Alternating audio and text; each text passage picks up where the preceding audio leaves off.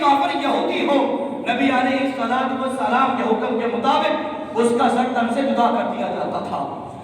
سب سے بڑا نعرہ ہی یہی ہے، سب سے بڑی کانفرنس یہی ہے، سب سے بڑا جلسہ یہی ہے کہ کائنات کے کسی بھی کونے میں یہ کافر یہودی جب نبی کریم صلی اللہ علیہ وسلم کی شان میں، جب آپ کی ذات پہ جب حرفہ سرائی کرتے ہیں، جب آپ کی ذات پہ جناب حرفہ سرائی کی جاتی ہے، جب آقا کریم کی شان میں گستاخی کی جاتی ہے، صرف اس کا ایک ہی حل ہے، اس کافر کا سر تن سے جدا کر دیا جائے۔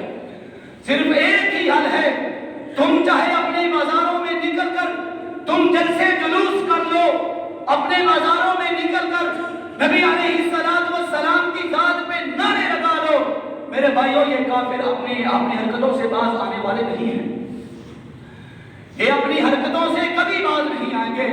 ذرا دیکھیے فتح مکہ کا دور ہے، نبی علیہ السلام نے جب مکہ کو فتح کیا تھا، آقا کریم نے تمام ظالموں کو معاف کر دیا تھا، کہا شروع اسلام سے لے کر اب تک جس کافر نے بھی ہمارے ساتھ ظلم و زیادتی کی تھی جاؤ ہم نے اس کو معاف کر دیا، اور جس نے نبی علیہ السلام کی سب ذات پہ، نبی علیہ السلام کے بدن کو جس نے چوٹیں پہنچائی تھی آقا کریم نے اس کو معاف کر دیا تھا، جس نے مسلمانوں پہ ظلم و ستم کیے تھے نبی علیہ السلام نے فتح مکہ کے دن اعلان کر دیا آج جو ابو سفیان کے گھر میں پناہ لے گا اس کو معاف کر دیا جائے گا، آج جو اپنے گھروں کے اندر اپنے دروازوں کو بند کر لے گا اس کو معاف کر دیا جائے گا، آج جو مسلمانوں کے مقابلے میں نہیں کھڑا ہوگا اس کو معاف کر دیا جائے گا۔ اور دیکھیے ابو سفیان کون؟ جس نے جناب نبی علیہ السلام کی مخالفتیں کی تھی، فتح مکہ تک اس نے اسلام کی ہر طرح کی مخالفت کی تھی۔ نبی علیہ السلام نے فرمایا آج معافی کا یہ عالم ہے کہ جاؤ آج جو اپنے گھروں کے اندر چھپ جائے گا، آج جو ابو سفیان کے گھر میں پناہ لے گا آج اس کو معاف کر دیا جائے گا۔ لیکن ساتھ ہی ایک شخص کا اعلان ہوا، کہا کہ جاؤ آج ایک ایسا شخص ہے جس نے نبی کریم صلی اللہ علیہ وسلم کی شان میں گستاخی کی تھی۔ نبی علیہ السلام نے فرمایا کہ جاؤ وہ فلاں شخص وہ جہاں کہیں بھی تمہیں نظر آئے اس کا سر تن سے جدا کر دیا جائے۔ صحابہ کرام رضوان اللہ علیہ اجمعین اس شخص کی تلاش میں نکلتے ہیں، اس کو دیکھا کہ وہ مکہ کے صحن میں، حرم کے صحن میں بیت اللہ کے غلاف کے ساتھ چپٹا ہوا ہے، اور دیکھیے حرمین شریفین میں کسی قسم کی خون ریزی جائز نہیں ہے، وہاں پہ کسی قسم کا قتل نہیں کر سکتے، کسی کا خون نہیں بہا سکتے، وہاں پہ لڑائی کرنا جائز نہیں ہے۔ لیکن صحابہ کرام نے جب اس کو دیکھا کہ وہ کعبے کے غلاف کے اندر چھپا ہوا ہے، کعبے کے غلاف کے ساتھ لپٹا ہوا ہے، صحابہ کرام واپس آ کر آقا کریم کی خدمت میں حاضر ہوتے ہیں۔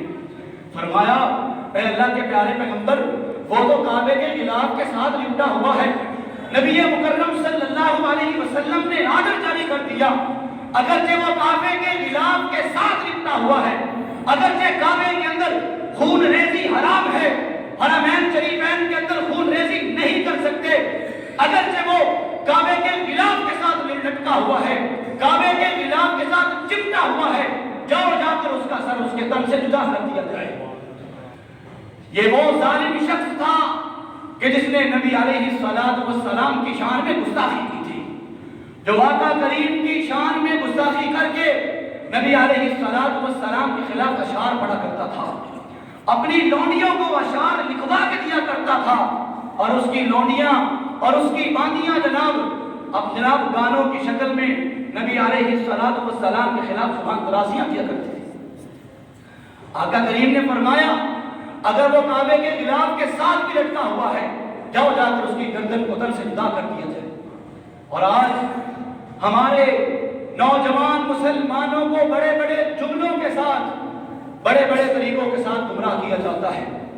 ایک جملہ کہ جس نے آج کے نوجوانوں کو گمراہ کیا ہوا ہے، صرف ایک جملہ کہا جاتا ہے کہ اسلام تو ہمیشہ امن کا درس دیتا ہے، اسلام ہر حالت میں امن کا درس دیتا ہے، اور میرے بھائیوں اس ایک جملے نے مسلمان نوجوانوں کا بیڑا غرق کر دیا ہے۔ آج اس ایک جملے نے ہمارے اسلام کی دھجیاں اڑا کر کے رکھ دی ہیں، ایک جملے نے، کہ اسلام صرف امن کا درس دیتا ہے۔ اور میرے بھائیوں اسلام امن کا درس دیتا ہے، لیکن اسلام امن کا درس اس وقت دیتا ہے جب آپ کا مخالف بھی امن چاہتا ہو۔ جب آپ کا مخالف امن نہیں چاہتا ہے تو پھر اس وقت اسلام امن کا درس نہیں دیتا، بلکہ اسلام امن درس یہ دیتا ہے کہ ان کافروں کے سر تن سے جدا کر دیے جائیں۔ اسلام ہمیں اس بات کا درس دیتا ہے کہ تم نے کافروں کی لڑائی میں پہل نہیں کرنی ہے، تم نے لڑائی کا آغاز تم نے نہیں کرنا، تمہارے ہاتھوں سے لڑائی کا آغاز نہیں ہونا چاہیے۔ لیکن یاد رکھیے، جب کافر، جب یہودی اسلام کے شاعر کی خلاف ورزی کرے اور اس وقت ان کے مقابلے میں باہر نہ نکلا جائے، جب ان سے جہاد کا اعلان نہ کیا جائے، جب اسلامی ممالک ان کے خلاف اسلحہ لے کر باہر نہیں نکلتے ہیں، تو پھر میرے بھائیو اس وقت اسلام کے ساتھ غداری ہے، اس وقت اسلام کے ساتھ بے وفائی ہے۔ جہاں پہ اسلام کا نام لینا ضروری ہو وہاں پہ تو اسلام کا نام لیا ہی نہیں جاتا ہے، اور پھر ہمارے نوجوانوں کو یہ کہہ کر گمراہ کیا جاتا ہے تو اسلام تو ہر وقت امن کا درس دیتا ہے۔ اور میرے بھائیو اسی ایک جملے نے ہمارے نوجوانوں کو رسوا کیا ہے۔ اسلام امن کا درس تب دیتا ہے جب آپ کا مخالف بھی امن چاہتا ہو۔ ارے جب وہی آپ کے خلاف کھڑا ہو کے، جب آپ کے مسلمان مظلوم بھائیوں کا خون بہا رہے ہو، جب آپ کے مسلمان ساتھیوں کو جناب قتل عام کیا جا رہا ہو، جب رسول اللہ صلی اللہ علیہ وسلم کی ذات پہ حفظہ سرائی کی جا رہی ہو، جب آقا کریم کی شان میں گستاخیاں کی جا رہی ہوں، جب آپ کے خاکے شائع کیے جا رہے ہوں اور ان کو جناب اپنے ملکوں کی سڑکوں پہ اور اپنے ملکوں کی جناب شہر کے دیواروں پہ جناب ان کو آویزہ کیا جا رہا ہو، تو پھر میرے بھائیوں ایسی صورت میں اسلام امن کا درس نہیں دیتا ہے، ایسی صورت میں اسلام جہاد کا حکم دیتا ہے۔ اور میرے نوجوان بھائیوں یاد رکھیے، اس وقت تمہارا کھڑا ہونا تم پہ فرض ہو چکا ہے، اس وقت تمہارا جہاد کرنا فرض ہو چکا ہے، چاہے تمہارے مقابلے میں تمہارے حکمران ہی کیوں نہ آتے ہوں، تم پہ جہاد فرض ہو چکا ہے۔ جب تمہارے انبیاء کی ذات ہی محفوظ نہیں، جب اللہ تعالیٰ کی ذات ہی محفوظ نہیں ہے، جب تمہاری کتاب قرآن کریم ہی محفوظ نہیں ہے، تو پھر امن کا درس نہیں ہے میرے بھائیوں، پھر جہاد کا درس ہے، پھر جہاد کا فرض ہے، پھر جہاد کا حکم ہے کہ تمہارا اس وقت نکلنا فرض ہو چکا ہے۔ آج دیکھیے کتنے طریقوں کے ساتھ مسلمانوں کو جناب مسلمانوں پہ ظلم کیے جا رہے ہیں، کتنے طریقوں کے ساتھ مسلمانوں کو کمزور کیا جا رہا ہے، مسلمانوں پہ ظلم و ستم کیے جا رہے ہیں۔ اور ہمارے مسلمان بھائی، ہمارا آج کا نوجوان مادہ پرستی میں اس طرح ڈوب چکا ہے، اس قدر مادہ پرستی اپنے اوپر لازم کیے ہوا ہے کہ جناب آج اسلام کا نام لینا بھی اس کے لیے بے عزتی نظر آتا ہے۔ آج ہمارے کتنے نوجوان بھائی ہیں، وہ ایک دوسرے کے پاس بیٹھے ہوئے نماز کی بات کرنا گوارا نہیں کرتے ہیں، کیونکہ وہ یہ کہتے ہیں اگر ہم آپس میں بیٹھے ہوئے اسلام کی بات کریں گے تو لوگ تو ہمیں تقیہ نوز محسوس کریں گے، لوگ تو ہمیں یہ کہیں گے یہ تو پرانے خیالات کا آدمی ہے جو آج کے اس وقت اس مادہ پرستی کے دور میں اسلام کی بات کر رہا ہے۔ اور پھر میرے بھائیوں ذرا دیکھیے ہمارے نوجوانوں کو انہوں نے کیا کیا ہے۔ آپ سب جانتے ہیں کہ پچھلے دنوں میں دو ممالک کی آپس میں جنگ ہوئی تھی، آذربائیجان اور آرمینیا کی جنگ۔ آذربائیجان تو ہمارا مسلمان بھائی ملک ہے، آرمینیا کے اندر جب جنگ ہو رہی تھی انہوں نے اپنے پادری کے ہاتھ میں گن پکڑا کے انہوں نے جناب اپنے ملک کی چٹانوں پہ کھڑا کر کے اس کو جناب آویزہ کیا تھا، اس کو جناب پورے عالم اسلام کو دکھایا تھا، اپنے پادری کے ہاتھ میں گن پکڑا کے اپنے پہاڑوں کی چوٹیوں پہ کھڑا کر کے اس کی تصاویر کھینچ کر کے جناب مسلمانوں کو دکھائی تھی کہ یہ دیکھ لو ہمارے علماء کو آج سرعام قتل کیا جاتا ہے، اور جناب وہ اپنے پادریوں کو گنے پکڑا کے ہمیں دکھائی دیتے ہیں، اپنے پادریوں کے ہاتھوں میں گنے پکڑائی ہیں اور ہمارے نوجوانوں کے ہاتھوں میں ٹچ موبائل دے کر انہیں پب جی جیسی گیموں میں اور انہیں جناب ٹک ٹاک جیسی جناب ایپس کے اندر انہیں مشغول کیا گیا ہے. کیسے کیسے عجیب فتنوں کے اندر ہمارے نوجوان بھائیوں کو جناب انہوں نے ڈال دیا. ہمارے مسلمان بھائیوں کو آج تک یہ سمجھ کیوں نہیں آتی ہے کہ یہ مادہ پرستی اور یہ چیزیں ہمارے اسلام کے لیے کتنا خطرے کا باعث ہے. ہمارے اسلام کو یہ چیزیں کس قدر نقصان پہنچا رہی ہیں. آج یہی وجہ ہے کہ ہمارے نوجوانوں کو اس طرح کی چیزیں دے دے کر ہمارے اسلام کو کمزور کیا جاتا ہے. جب ہمارا اسلام کمزور ہوتا ہے پھر اس وقت اسلامی شاعر کے خلاف ورزی کی جاتی ہے. اس وقت نبی کریم صلی اللہ علیہ وسلم کی شان میں گستاخیاں بھی ہوتی ہیں. اور یاد رکھیے اسلام کا یہ مکمل طور پہ اسلام کا یہ فیصلہ ہے کہ نبی علیہ السلام کی شان میں اگر کوئی ذرہ برابر بھی گستاخی کرتا ہے اس کو زندہ رہنے کا کوئی حق نہیں ہے. چاہے وہ مسلمان ہے یا غیر مسلم ہے اس کو فوراً قتل کر دیا جائے گا. تمام مسالک کے علماء کا اس بات پہ اتفاق ہے کہ اس کو زندہ رہنے کا کوئی حق نہیں ہے. اور پھر میرے بھائیوں نبی علیہ السلام کی شان میں بہت بڑیاں گستاخیاں کر رہی ہیں تو اور بات ہے. علماء کرام اور محدثین نظام نے تو یہاں تک لکھا ہے جو نبی علیہ السلام کے بال کی بھی ذرا سی بھی بے حرمتی کرتا ہے اس کے سر کو بدن سے جدا کر دیا جائے گا. صرف نبی علیہ السلام کے ایک چھوٹے سے بال کی جو ایک بال کی بھی بے حرمتی کرتا ہے نبی علیہ السلام کے بال کی شان کی گستاخی کرتا ہے اس کو بھی زندہ رہنے کا کوئی حق نہیں ہے. کیونکہ آقا کریم کے بال کی نسبت بھی کس طرف ہے. آقا علیہ السلام کے بالوں کی نسبت بھی تو آپ کی ذات کی طرف ہے. آپ کی ذات کے کسی ایک چھوٹی سی چیز کی بے حرمتی کرنا آپ کے ذات کی بے حرمتی ہے. امام مالک رحمت اللہ علیہ سے کسی نے سوال کیا پوچھا کہ نبی علیہ السلام کی شان میں گستاخی کرنے والے کی سزا کیا ہے. کیا اس کے سر کو تن سے جدا کر دیا جائے؟ کیا اس کو قتل کر دیا جائے؟ امام مالک رحمت اللہ علیہ غصے میں آ گئے. غصے میں آ کر جواب دیا کہ جب مسلمانوں کے دور میں جب مسلمانوں کی سرزمینوں پہ جب اس کے نبی کی شان میں خلاف ورزی کی جائے گی جب نبی علیہ السلام کی شان اقدس میں جب ہرزہ سرائی کی جائے گی تو اس وقت ان کے مسلمانوں کو بھی جینے کا کوئی حق نہیں ہے. کیوں اس وقت کے مسلمانوں کو جینے کا حق کیوں نہیں ہے کہ مسلمانوں کے ہوتے ہوئے بھی ان کافروں کے اندر اس قسم کی ہمت کیسے پیدا ہوئی تھی؟ ان یہودیوں کے اندر اس قدر جرت کیوں پیدا ہوئی تھی کہ وہ ہمارے نبی کی شان میں گستاخی کرے؟ اور آج آپ کیسی عجیب باتیں ہیں. ہمارے مسالک کے بڑے بڑے علماء مسلک حنفی کے بہت بڑے عالم دین واحد جناب انگریزوں کے ملک میں بیٹھ کر انگریزوں کی زبان بولنے والے اور جناب کہتے ہیں ان کے بارے میں کچھ نہ کہو, ان کا نام منظر عام پہ نہ لو.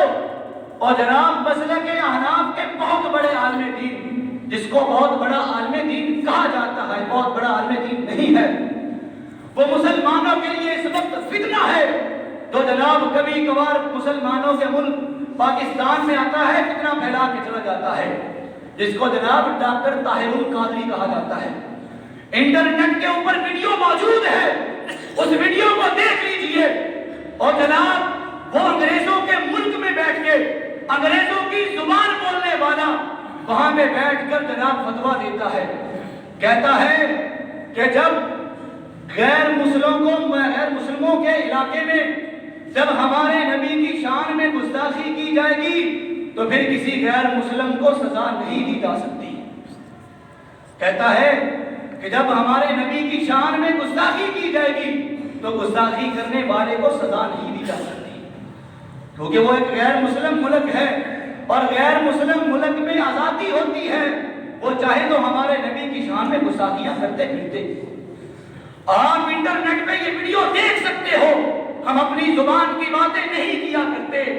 جائیے دیکھیے انٹرنیٹ پہ بیٹھا ہوا وہ شخص انگریزوں کی زبان بولنے والا وہ کہتا ہے کہ جب غیر مسلم نبی کی شان میں گستاخی کرتا ہے تو پھر جناب نبی کی شان میں گستاخی کرنے والے کو سزا نہیں دی جا سکتی۔ کہتا ہے میں اس حق میں ہوں کہ اس شخص کو سزا نہیں دی جا سکتی۔ اور پھر دیکھیے پھر ایسے لوگ جناب مسلمانوں کے خیر خواہ کیسے ہو سکتے ہیں، ایسے لوگ اسلام کے خیر خواہ کیسے ہو سکتے ہیں۔ اور یاد رکھیے اسلام کے اندر کسی علاقے کی حد بندی نہیں ہے۔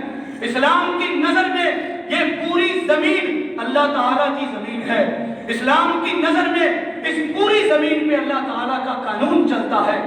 چاہے کسی کافر کا ملک ہو، چاہے مسلمان ملک ہو، کوئی بھی ملک ہو، کسی بھی کافر کو اتنی ہمت نہیں ہونی چاہیے کہ وہ نبی کی شان میں گستاخی کر سکے۔ پوری امت کے علماء کا اس پر اجماع ہے کہ نبی کی شان میں گستاخی کرنے والا چاہے وہ مسلمان ہے چاہے غیر مسلم ہے، اس کو قتل کر دیا جائے گا، اس کو زندہ رہنے کا کوئی حق نہیں ہے۔ پھر اس طرح کے دو ٹکے کے مولوی انٹرنیٹ پہ بیٹھے ہوئے انگریزوں کی زبان بولنے والوں کی کیا اہمیت ہے۔ اور میرے بھائیوں نبی علیہ السلام کی ذات تو ہمارے لیے اس قدر عظیم ہے، اس قدر اعلیٰ ذات ہے کہ اللہ تعالیٰ نے انہیں ہمارے لیے ہی رحمت للعالمین بنا کر کے بھیجا تھا۔ اپنی پوری نبوت کی زندگی جنہوں نے ہمارے ہی نام کر دی تھی، جو راتوں کو اٹھ کے رو رو کے ہماری خاطر ہمارے لیے دعائیں کیا کرتے تھے، ہمارے اوپر رحمت کرنے کی اللہ تعالیٰ سے ہمارے لیے دعائیں کیا کرتے تھے، آج ان کی شان میں گستاخیاں کی جاتی ہیں۔ آج جناب دو ٹکے کے کافر کھڑے ہوتے ہیں، نبی کی شان میں گستاخی کرتے ہیں۔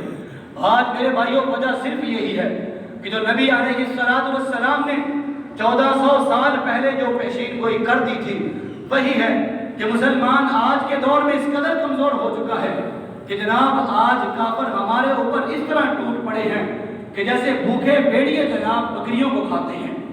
آج مسلمانوں کے اوپر کافروں نے اس طرح حملے کرنے شروع کر دیے۔ اور میرے بھائیوں یاد رکھیے ایک بات اپنے ذہنوں کے اندر بٹھا لیجیے کہ ہمیشہ کتے اس وقت بھونکتے ہیں جب کتوں کو چپ کروانے والا کوئی نہیں ہوتا۔ کتے اس وقت بھونکتے ہیں جب کتوں کو خاموش کروانے والے خود خاموش ہو جاتے ہیں۔ جنگل کے اندر کتوں کا قانون اس وقت جاری ہوتا ہے جب شیر خاموشی اختیار کر لیتے ہیں۔